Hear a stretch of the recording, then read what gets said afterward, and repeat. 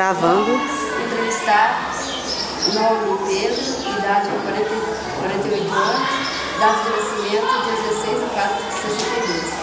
Natural de Rosário de Mineiro, com nome do pai Adelino Caetano da Silva, Malvina Filhado da Silva.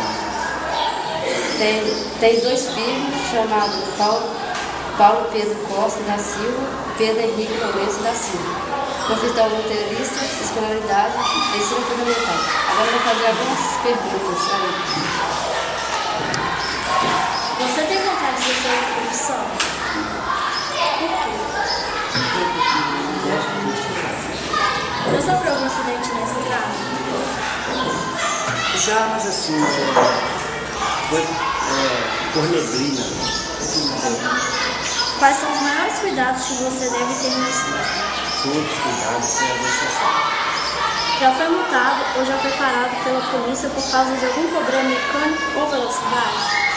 Já fui parado por ultrapassagem forçada e por velocidade, mas quando eu estava exercendo a função lá na saúde.